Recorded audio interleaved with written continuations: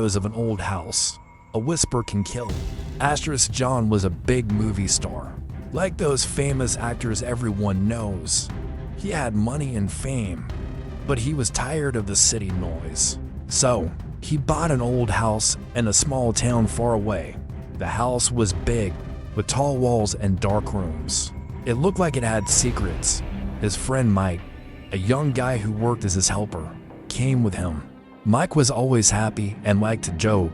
Then there was Lisa, a pretty woman who was John's new girlfriend. She acted in movies too, and she loved old places. They moved in on a rainy day. The truck brought their boxes, and they started unpacking. "This place is creepy," Mike said with a laugh. "Like in those ghost stories." John smiled. "Don't be silly. It's just old." That night, they sat in the living room. The fire was on, but the room felt cold. Lisa heard a soft sound, like a woman crying far away. "Did you hear that?" she asked. John shook his head. "It's the wind." But as they went to bed, the house felt alive. Doors creaked on their own. In the dark, something watched them. The next day, John found an old photo in the attic. It showed a woman in white with sad eyes. She looked like she was from long ago. "Who is this?" he wondered. Mike said, "Maybe the last owner. Let's not think about it." But Lisa felt uneasy. She saw shadows move when no one was there. Days passed. Small things happened. Cups fell without touch. Lights turned off alone. At night, whispers came from the walls. One evening, John was alone in his room. He heard footsteps outside. He opened the door, but no one was there. Then, a cold hand touched his shoulder. He turned fast, heart beating hard. Nothing. But he knew something was wrong. The house had a ghost. A woman ghost, angry and sad. Asterisk the house grew colder each day, even with the sun shining outside. John, Mike, and Lisa tried to act normal, but the strange events were piling up. Cups moved on their own. Shadows flickered in corners. At night, the whispers grew louder, like someone speaking just out of earshot. One morning, Mike decided to fix a loose floorboard in the hallway. He pried it up with a crowbar, and underneath, he found a small, dusty book. It was old, with a leather cover that smelled of mold. "Guys, look at this," he called. John and Lisa came running. The book was a diary, written in neat, faded handwriting. The name on the first page read, Eleanor Gray, 1895. "Who's Eleanor?" Lisa asked, her voice shaky. "Maybe the woman from the photo," John said, remembering the sad-eyed lady he'd found in the attic. They sat in the living room and opened the diary. The pages were brittle, but the words were clear. Eleanor wrote about her life in the house. She was married to a man named Thomas, who was cruel. He locked her in rooms, yelled at her, and wouldn't let her leave. Her words were full of pain. "I hear the walls cry with me. This house is my prison." Mike read aloud. "Thomas says I'm mad, but I see her. The woman in white, she watches me. She wants me to join her." He stopped, his face pale. "This is creepy." Lisa shivered. "What does that mean?" "Another ghost." John closed the diary. "It's just an old story. Let's not get carried away." But that night, things got worse. Lisa was brushing her hair in her room when the mirror went foggy. She wiped it, but it stayed cloudy.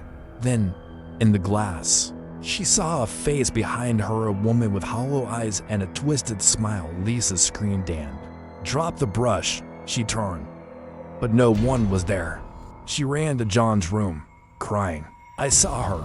The woman in white. John held her, trying to stay calm. "It's okay. It's just your imagination." But he wasn't sure.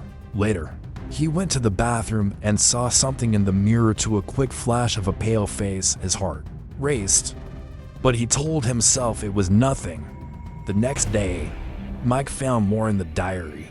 Eleanor wrote about the woman in white appearing every night, whispering her name. "She wants my soul," Eleanor wrote. "She says the house belongs to her." That night, The three of them sat together, too scared to sleep alone. The house was silent, but it felt wrong, like it was holding its breath. Then, a loud bang came from the attic. They froze. What was that? Mike whispered. John grabbed a flashlight. I'm going to check. No. Lisa grabbed his arm. Don't go up there. But John was stubborn. He climbed the attic stairs, the air getting colder with each step. In the attic, he saw the old photo of Eleanor on the floor, like someone had moved it. Then, a whisper came from behind him. John. He spun around, flashlight shaking. Nothing. But the air felt heavy, like something was standing right behind him. When he came back downstairs, his face was white. We need to find out who this woman in white is, he said, before she does something worse. The air in the house felt heavier after the attic incident. John couldn't shake the sound of his name whispered in the dark. Lisa refused to be alone, and Mike, usually the Joker, was quiet. The diary of Eleanor Gray sat on the kitchen table, untouched since the night before. Its pages seemed to pull them in, like it wanted to be read. We need answers, John said, his voice firm despite the fear in his eyes. Let's go to the town library. Maybe they have records about this house.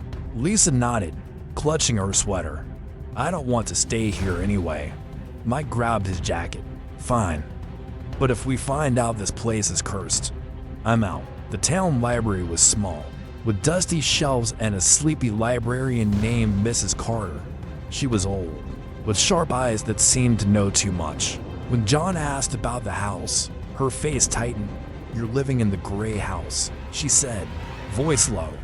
That place has a bad history. What kind? Lisa asked, leaning forward. Mrs. Carter hesitated, then pulled out a thick folder. From a locked drawer, Eleanor Gray lived there in the 1890s. Her husband, Thomas, was a mean man.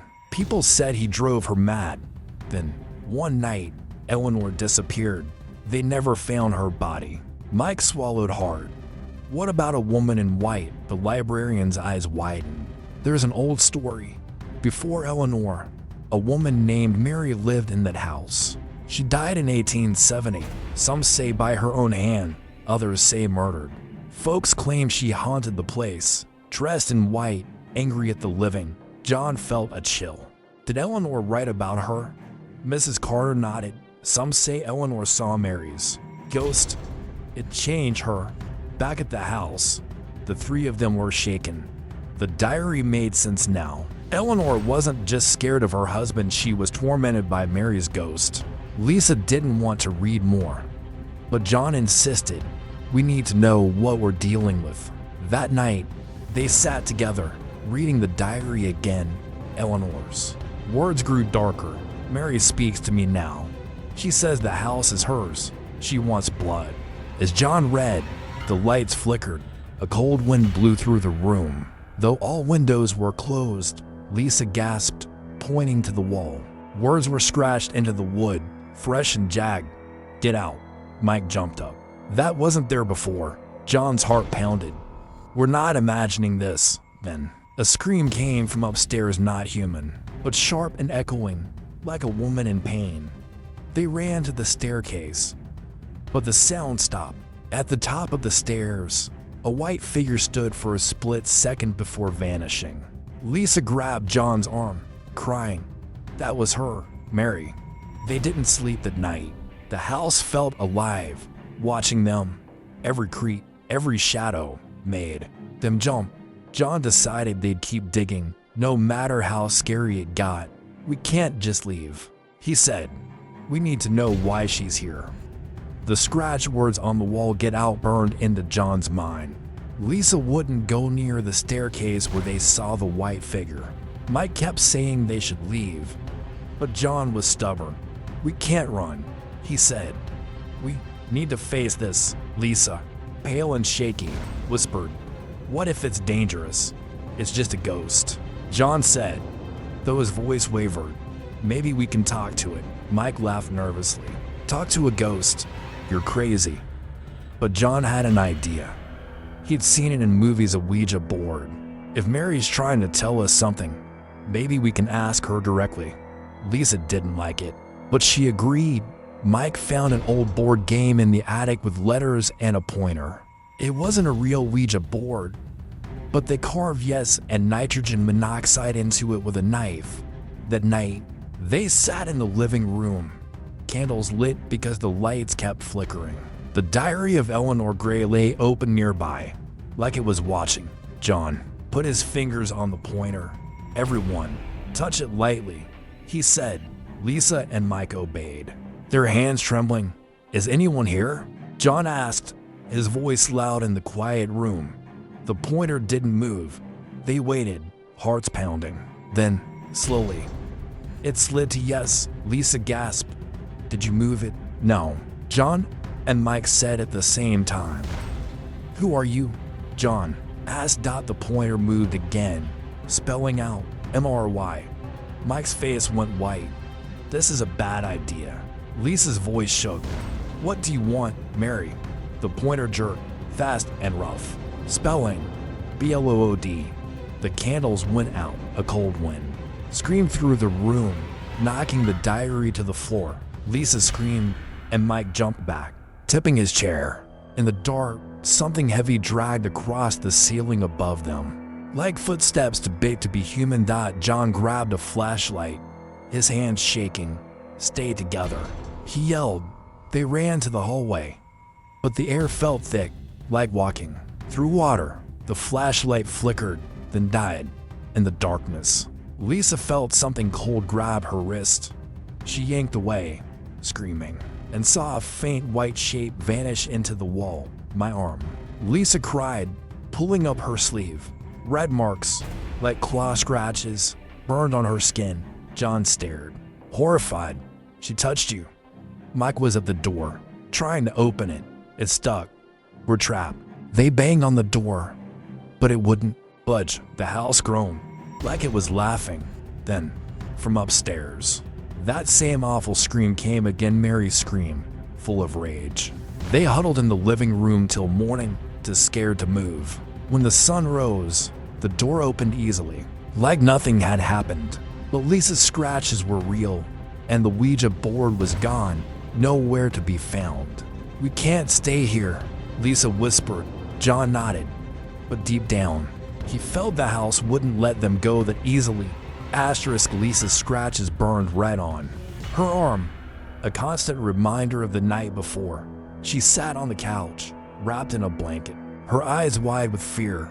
"We need to leave," she said, her voice barely a whisper. "This house, it's not right."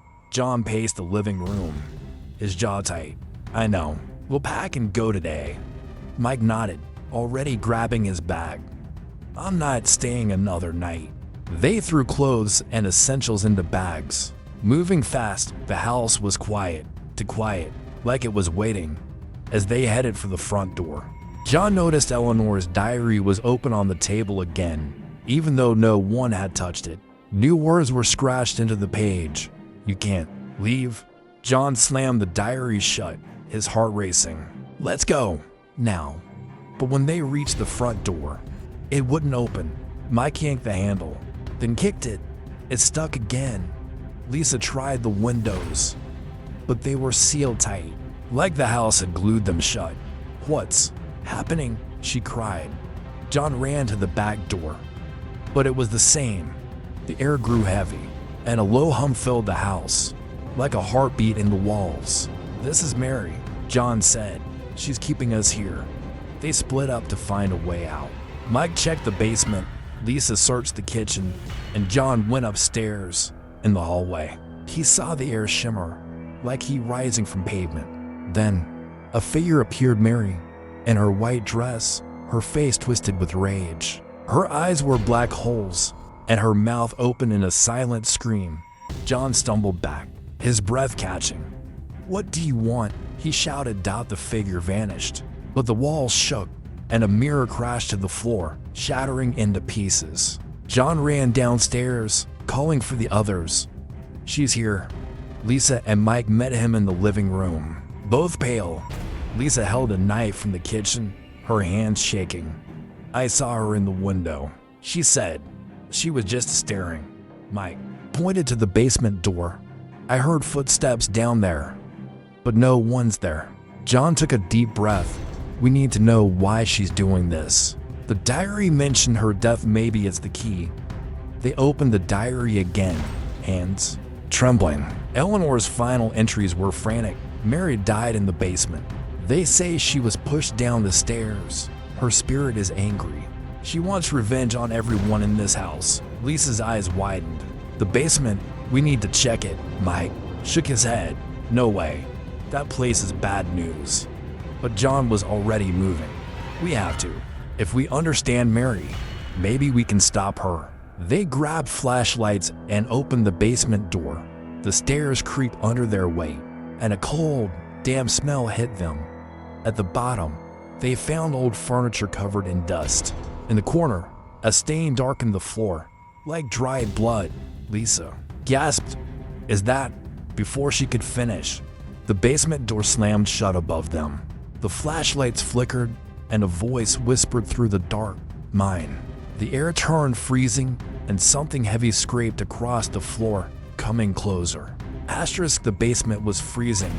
The air so thick it felt like breathing ice. John, Lisa, and Mike stood close, their flashlights barely cutting through the dark. The scraping sound grew louder, circling them. The blood stain on the floor seemed to glow faintly, pulsing like a heartbeat. "Mary," John shouted, his voice echoing. "Show yourself. Tell us what you want." The scraping stopped. Silence pressed down, heavy and wrong. Then, a whisper slithered through the air. "Justice." Lisa clutched the knife, her scratched arm throbbing. "Justice for what?" she cried. The temperature dropped further.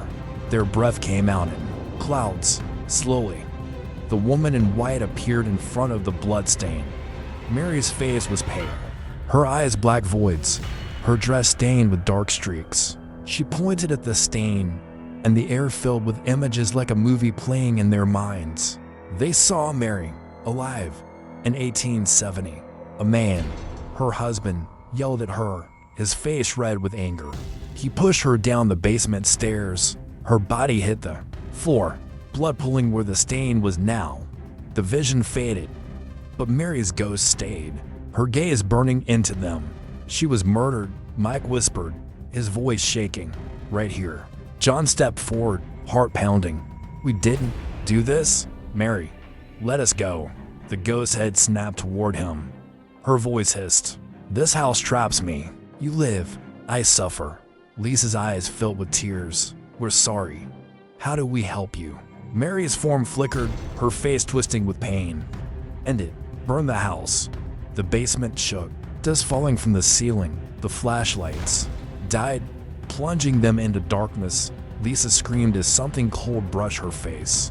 Mike grabbed her, pulling her toward the stairs. John felt a force push him back, like invisible hands holding him down. "Run," John yelled, fighting them. Pressure. They stumbled up the stairs, the door now open. The house groaned, windows rattling, as if it knew what was coming. In the kitchen, John grabbed a can of lighter fluid from under the sink. "She said burn it," he said, his voice steady despite the fear. "It's the only way." Mike hesitated. "This is crazy. What if we get hurt? We're already trapped," Lisa said, her voice firm for the first time. "We do this, or we die here." They poured the fluid on the living room curtains and furniture. John lit a match, his hand shaking. "I'm sorry, Mary," he whispered, dropping it. The fire caught fast, flames licking up the walls. The house screamed not a human sound, but a deep, angry wail. Mary's ghost appeared one last time, standing in the flames. Her face calm now. She nodded, then faded. They ran outside as the fire roared, consuming the house. Sirens wailed in the distance as neighbors saw the smoke. The three stood in the yard, watching the gray house burn. Lisa's scratches stopped hurting. The air felt lighter. "Is she gone?" Mike asked, his voice small. John nodded. "I think so." They never spoke of it again.